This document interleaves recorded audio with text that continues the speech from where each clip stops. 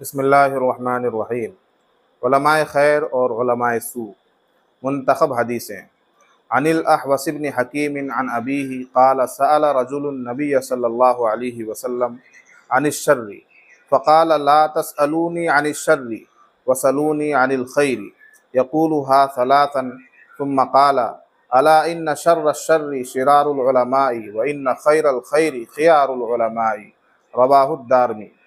احوص بن حکیم اپنے والد سے روایت کرتے ہیں، انہوں نے کہا کسی آدمی نے نبی پاک صلی اللہ علیہ وسلم سے شر کے بارے میں پوچھا تو آپ صلی اللہ علیہ وسلم نے فرمایا مجھ سے شر کے بارے میں مت پوچھو، مجھ سے خیر کے بارے میں پوچھو۔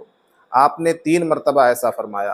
پھر آپ صلی اللہ علیہ وسلم نے فرمایا سن لو، سب سے بڑا شر علماء سوء ہیں اور سب سے بڑی خیر علماء خیر ہیں۔ اس حدیث کو دارمی نے روایت کیا ہے۔ ناظرین کرام، اب سوال یہ پیدا ہوتا ہے کہ علماء خیر اور علماء سوء کون ہیں؟ ان کی پہچان کیسے ہوگی؟ یہی سوال کسی نے دارالافتاء دارالعلوم دیوبند سے معلوم کیا تو دارالافتاء کا جواب ملاحظہ فرمائیں۔ علماء سوء کی مختلف پہچان احادیث میں بیان کی گئی ہیں۔ مثلا مشکوٰۃ شریف کی ایک حدیث میں ہے، رسول اللہ صلی اللہ علیہ وسلم نے فرمایا کہ جس شخص نے علم اس لیے حاصل کیا تاکہ علماء سے مقابلہ کرے یا کم علم لوگوں سے تنازع کرے یا لوگوں کو علم کے ذریعے اپنی طرف مائل کرے، اللہ تعالیٰ ایسے شخص کو جہنم میں داخل کرے گا۔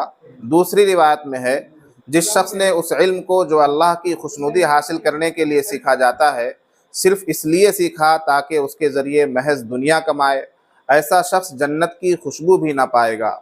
تیسری حدیث میں ہے، آپ صلی اللہ علیہ وسلم نے فرمایا میری جو حدیث تمہیں معلوم ہو وہی بیان کرو، اس لیے کہ جس نے جھوٹ بات میری طرف منسوب کر کے بیان کی اسے اپنا ٹھکانہ جہنم میں بنا لینا چاہیے۔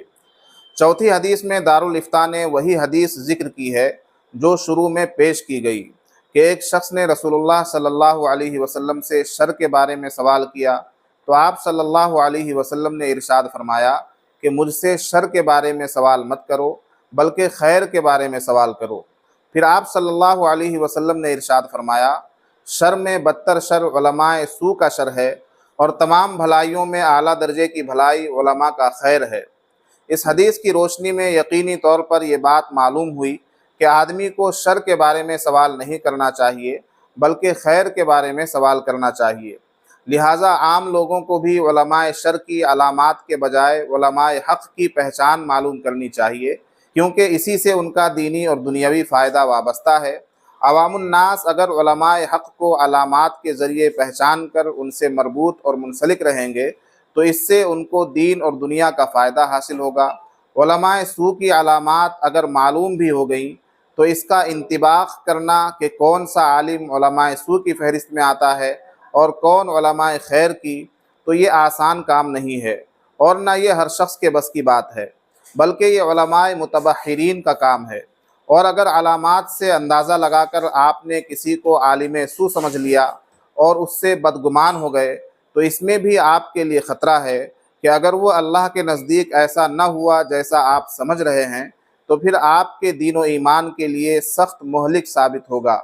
لہٰذا خواہ مخواہ اس تحقیق میں پڑھنے کی ضرورت نہیں کہ کون عالم سوء ہے، بلکہ اس تحقیق کی ضرورت ہے کہ کون عالم حق ہے تاکہ اس سے فائدہ حاصل کیا جا سکے۔ آپ جسمانی صحت کے لیے ڈاکٹر کی طرف رجوع کرنا چاہتے ہیں تو یہ معلوم کرتے ہیں کہ اس مرض کا اچھا ڈاکٹر کون کون ہے اور تجربہ کار لوگ کس ڈاکٹر سے رجوع کرنے کا مشورہ دے رہے ہیں۔ اس تحقیق میں نہیں پڑتے کہ شہر میں کتنے غیر مستند ڈاکٹر یا اناڑی جھولا چھاپ معالج ہیں۔ ایک اور سوال کے جواب میں مذکورہ دارالافتاء نے لکھا ہے کہ علماء سوء وہ کہلاتے ہیں جو اپنے علم پر قرآن و حدیث کے مطابق عمل نہیں کرتے ہیں بلکہ اپنے مفاد کے لیے یا دوسروں کے مفاد کے لیے عمل کرتے ہیں۔ جیسے یہودی لوگ دوسروں سے رشوت لے کر ان کے مفاد کے مطابق شریعت کا حکم بتاتے تھے، اور علماء رشد یعنی علماء خیر وہ کہلاتے ہیں جو اپنے علم یعنی قرآن و حدیث کے مطابق عمل کرتے ہیں اور صحیح طور پر محض اللہ کی رضا کے لیے بلا کسی رو رعایت کے لوگوں کو شریعت کا حکم بتاتے ہیں۔ دنیا کے لالچ میں آ کر اپنے مفاد کے لیے یا دوسروں کے مفاد کے لیے شریعت کا حکم نہیں بتاتے۔